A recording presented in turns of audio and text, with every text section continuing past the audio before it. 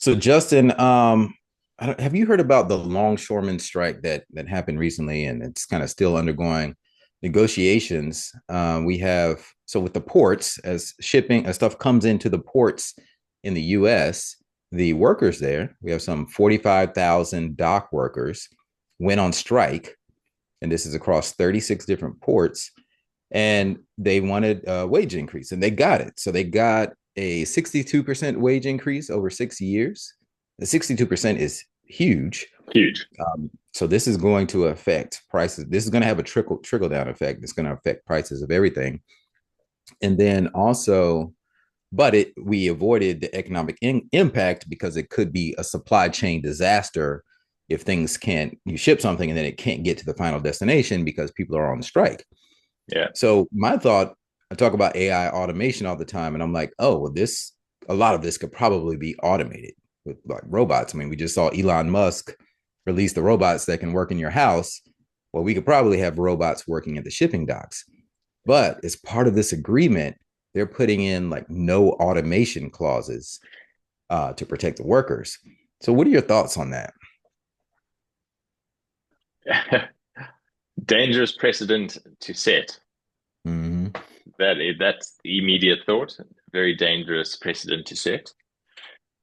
Uh, I can understand the fear that certain individuals, certain industries, certain jobs will have around potentially being replaced in some way, shape, or form. But I'm not too sure that holding economies to ransom is the answer to solving that going forward. And at the end of the day, if we writing into contracts that we cannot automate certain jobs or certain industries, who ultimately pays for it? It's the Right. consumer. It's Joe Public, because the savings that could have been passed on through that automation are now going to have to be carried by somebody, and that's going to end up in the price of those particular goods. And these wages that you were speaking about that are going up 62%, I did see that they were previously $39 an hour, and they're going all the way up to $63 an hour, somewhere around there. So it's considerable wages as well. And that, as I say, that has to be carried somewhere. So immediate thought is a little bit worrying that we can hold an economy to ransom in order to get our way. There has to be a better way of embracing this, understanding that it is coming, it is, or not even coming, it is upon us. How do we see it as a feature rather than a feature rather than a bug? Yeah. But at the same time, that is easy, very easy to stand on the other side of a microphone, other side of a camera, say that, speak about that in theory, and not necessarily be the one right now who is terrified about losing my job due to automation. Yeah. It's what an interesting time because this could really slow down progress and innovation that I mean it's inevitable, right? I mean in my opinion it's inevitable. These Yeah. types of jobs where you're just moving stuff from point A to point B, it's gonna I'm surprised more of it isn't already automated. So it's like on one hand I understand they're human beings, they have a livelihood, and they need the money to live, right? But on the other hand, you are like you said, it's kind of like you're holding us hostage from progressing into the Yeah. future, and you're really just holding us back. Well, what can be done? There has to be some middle ground, and these negotiations are happening set to happen over the next several years. There's not going to be an easy button to this, but I really think that we have to leverage automation in this because it's going to keep prices lower for everyone. It benefits the greater good, right? If prices are lower for everyone and we're getting things faster, then why wouldn't we do that? We have to get there at some point because it's going to benefit everyone in the whole world. This affects the entire world. Sure. Um, but right now, it's almost like saying, well, you need to pay me more, and you're not allowed to make this any more efficient. I'm going to continue to do my job the way I've been doing it, and you just need to pay me. This is double, more than double what you were paying me before. Now, just as a small business, if you had an employee say that to you, How would you handle Not well. it? I think I'd probably be way too empathetic in the way I handled it. The I suppose the real challenge is where does one draw the line here? Also, this takes this is so tricky. If we allow some of this, because there's obviously also been this a lot of talk around a universal basic income.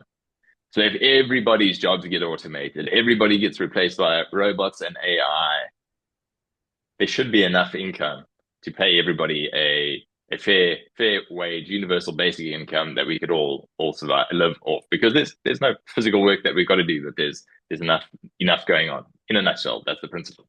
So I don't know where this leaves one as far as heading towards that as a potential eventual outcome if everything got automated and everything we had everything being done by robots and AI. The reality is, though, I think every time there have been these, let's call them revolutions, these technological revolutions, while some people have lost their jobs, entire new industries have come to the fore, which we could never have even thought would have existed quite a few years ago. And even if it's not too distant future that knowledge workers were not really a thing, sitting behind your desk all day, tapping on Mm, a metal box right. to do your work was not a thing. And Not a now, thing. and now, I'm going to hazard a guess. I don't know what percentage of global employees are knowledge workers. Hmm. So Well, it's vast. opportunity is going to present it. Yeah, let's see if ChatGPT knows. But No, I mean, because you're right. It's inevitable because we had the agricultural economy, yeah, and then we went to the industrial revolution with correct. people working in factories and stuff, and now it's just more knowledge workers, and we're shifting. Well, we've shifted or in the middle of a shift to where the knowledge workers can now work from anywhere. A lot of jobs can be done from home or from the beach or wherever. So And I'm we gonna may see if I can get some stats on that. yeah, we may get to the point where most of us end up having five jobs. You're working for Yeah. five different companies at the same time, as an example, or five different roles within one organization because the efficiencies and the productivity that automation allows you to have and the skill set. Because now the skill becomes less about this is the interesting part. It's less now about being able to necessarily learn and retain the knowledge. It's more about being able to find the knowledge well or get your AI tools to be giving you the correct knowledge, and that becomes Right. the skill set that people are going to seek and be looking for. So again, there's always going to be a role for people to be playing, and I can't even hazard a guess all the opportunities, new industries, new jobs that are about to just spring up that I can't even wrap my head around just yet.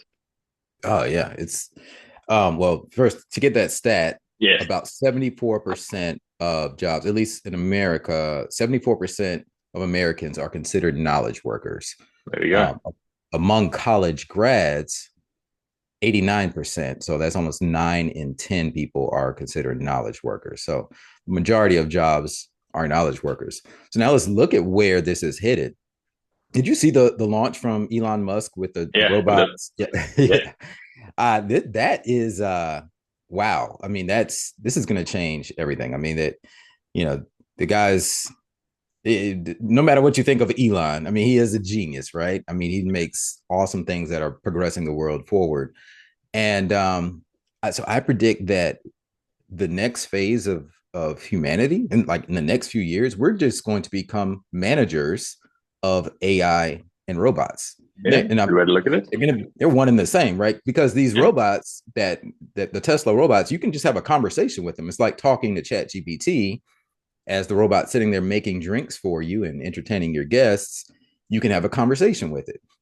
And we're going to see more merging of that where the hardware, whether it's a robot or it's your car or it's a device in your home or whatever it is, you can have an AI based conversation with it where it knows about you and it can actually do real things on your behalf. And as AI continues to mm. improve, we're going to see more and more agents. So have you heard of agents? So an No. AI agent is think of it like an app that you can build based on AI, but it can actually do things. So it's Okay. like a almost like a custom GPT in Chat GPT, except it can actually, let's say you have a marketing agent, and this agent is like a digital employee that can Mm. not only write your marketing, but then go and post it on every social media account for you, go and submit the articles, respond to comments, basically be programmed to do all of this fully automated in your brand voice, but it's like a digital employee. And we're going to see more and more of these being created and sold, almost like if you think of apps in the app store now. Well, Yeah. I can go hire agents to work at my company. So Interesting. we're going to see agent developers. That's going to be a thing that we're going to see happening real soon. So between Yeah. agents and robots and things like that, humans, we're soon going to be just managers of all of these digital employees, if you will. Yeah. And for the real pessimists, ultimately the robots and AI are going to take over the world, and then we're just going to start working for them anyway. So the wheel will turn full circle, and we'll still have a job or some form of role to play at some stage, I Of course. All think. right. Well, this is interesting. We'll keep an eye on this, and Yeah, very it's going to be interesting. interesting to see how this unfolds because I'm sure there will be twists and turns that we did not see coming. People really didn't see ChatGPT coming 2 years ago when it was launched. Nobody was expecting this awesome tool to drop on our doorstep for free that everyone has access to, and it's really changing the rate of innovation Yeah. by.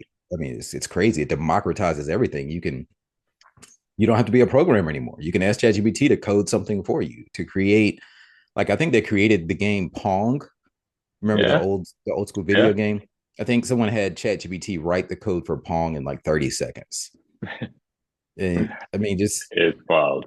and you so you don't it democratizes everything is and so everything is going to continue to evolve at such a rapid rate because it's been democratized. So everybody will be able to make tools and the AI will be able to improve itself as it learns.